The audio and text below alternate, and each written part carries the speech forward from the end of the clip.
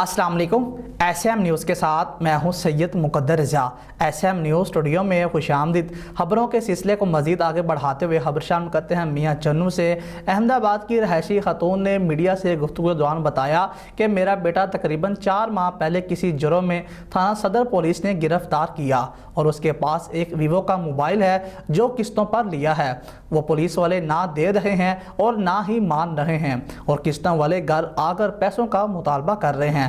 मजीद सूरत हाल से आगाह कर रहे हैं हमारे नुमाइंदे इरशाद अहमद। जी इरशाद, बताइएगा क्या तफसीलात हैं आपके पास?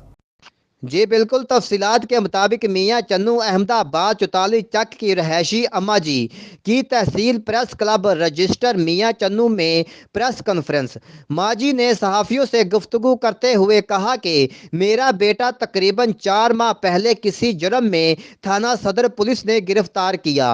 इसके पास एक वीवो का मोबाइल है जो कि किश्तों पर लिया है। वो थाना सदर पुलिस वाले ना दे रहे हैं ना ही मान रहे हैं, जबकि दूसरी तरफ किश्तों वाले हमारा जीना हराम कर चुके हैं। बच्चा तो चलो उनके पास है, कम से कम मोबाइल तो वापस दे दें ताकि जिनके पैसे देने हैं उनको मोबाइल देकर जान छुड़ाई जाए। बेटे के साथ साथ मुझे सज़ा ना दें। जी हाँ जी, दसो अम्मा जी की मसला ਤੁਹਾਡਾ? मेरा मसला है भाई, मेरा बेटा फड़े होया है ते उत्तू नंगी मैं हो रहा था। मेरे बेटे का मोबाइल ओदे कोल है। ਕਿੰਨੀ ਦੇਰ ਹੋ ਗਈ ਹੈ ਬੇਟੇ ਨੂੰ ਫੜੇ ਨੂੰ? आ चौथा महीना लग होया मेरे बेटे नू। ਅੱਛਾ ते ਤੇ मोबाइल दी फार्म मैं 15 फेरे मार के आई हाँ, कोई बंदा नहीं मनदा पिया। ਅੱਛਾ ਤੇ ਕਿਹਨੇ ਫੜਿਆ? ਰੇਟ ਕਿਹਨੇ ਕੀਤੀ ਸੀ ਘਰ? रेट कीती मुनावर है, आसिफ है, शबान है। ਅੱਛਾ ये 3 बंदे हैं रेट करन वाले। तो मैं तो फेर के हुण थक गई हाँ। ਕੀ ਕਹਿੰਦੇ ਨੇ ਥਾਣੇ ਵਾਲੇ? आ दिन साडे कोल है ही नहीं। ਕੋਈ ਬੰਦਾ ਮੰਨਦਾ ਨਹੀਂ? कोई बंदा नहीं मनदा, कोई बंदा नहीं ਤੁਸੀਂ ਕਿੰਨੀ ਵਾਰੀ ਗਏ ਥਾਣੇ? मैं कम से कम 3-4 वेरी के 5 वेरी गई हाँ। ਤੇ ਮੋਬਾਈਲ ਕਿਹਦਾ ਸੀ?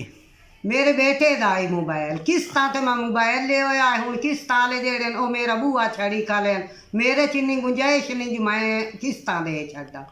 ਅੱਛਾ ਇਹ ਕਿਸ਼ਤਾਂ ਦਾ ਮੋਬਾਈਲ ਸੀ? हाँ जी, किस्तां वाला मोबाइल है। ਅੱਛਾ ਤੇ ਇਹਦਾ ਡੱਬਾ ਉਸੇ ਮੋਬਾਈਲ ਦਾ ਹੀ ਆ? ਦਿਖਾਓ ਜ਼ਰਾ। मोबाइल दा है डब्बा भी। ਅੱਛਾ ਅੱਛਾ ਵੀ ਇਹ ਉਹਦਾ ਡੱਬਾ ਹੋ ਗਿਆ ਜੀ। ਸਹੀ। ਅੱਛਾ ਹੁਣ ਕੋਈ ਬੰਦਾ ਨਹੀਂ ਮੰਨਦਾ ਪਿਆ? कोई बंदा भी नहीं मनदा पिया। ਤੇ ਤੁਹਾਨੂੰ ਨਹੀਂ ਪਤਾ ਕਿਸ ਬੰਦੇ ਨੇ ਲਿਆ ਸੀ? नहीं सानू नहीं पता जो किस बंदे ले आए किस नहीं लिया, सानू ये नहीं पता। ਅੱਛਾ ਆਖਰੀ ਵਾਰੀ ਤੁਸੀਂ ਥਾਣੇ ਕਦੋਂ ਗਏ ਸੀ? ਕਿੰਨੀ ਦੇਰ ਪਹਿਲੇ ਗਏ ਸੀ? चक्कर तो सौड़े सौड़े ही लेंदे रहे हैं, नेड़े नेड़े ही चक्कर लेंदे ही रही हाँ। मैं ਅੱਛਾ कल्ली मैं जाती रही हाँ, अबू मेरी कोई गल ही नहीं सुन। ਐਸਐਚਓ ਨੂੰ ਤੁਸੀਂ ਮਿਲੇ ਸੀ? हाँ जी मिले आए। उस आख्या हे करियो, उस आख्या बीबी जा मैं आप दे बंदे को पूछ के मोबाइल देसा। ਅੱਛਾ दूई वेरी गई हाँ, उस आख्या बीबी मेरे अमले कोल मोबाइल कोई नहीं। तीसरी वेरी फिर मैं गई हाँ, उस आखे बीबी तैनू आख्या साढ़े अमले कोल मोबाइल कोई नहीं ते मोबाइल उन्हां कोल कोई नहीं, आप दे मोबाइल दी देखभाल करो। मैं अच्छा आख्या मैं गरीब औरत किथे देखभाल मैं करा। ਅੱਛਾ ਤੇ ਹੁਣ ਤੁਸੀਂ ਕੀ ਚਾਹੁੰਦੇ ਹੋ? ਅਸੀਂ ਚਾਹੁੰਦੇ ਹਾਂ ਜੋ ਬੱਚਾ ਤਾਂ ਸਾਡਾ ਫੜੇ ਹੋਇਆ ਮੋਬਾਈਲ ਸਾਨੂੰ ਦੇ ਦੇਵਣ ਤੇ ਮੈਂ ਆਪਦੀ ਕਿਸ਼ਤਾਂ ਵਾਲੇ ਹੱਥ ਜੇਂਦ ਛਡਾਈ। ਸਵੇਰ ਸ਼ਾਮ ਮੇਰੇ ਬੂਹੇ ਤੇ ਕਿਸ਼ਤਾਂ ਵਾਲੇ ਬੈਠੇ ਰਹਿੰਦੇ ਨੇ ਤੇ ਮੈਂ ਮੋਬਾਈਲ ਸਾਈਆਂ ਦਾ ਸਾਈਆਂ ਦੇਵਾਂ, ਮੇਰੀ ਚੋਣ ਛੁੱਟ ਜਾਵੇ।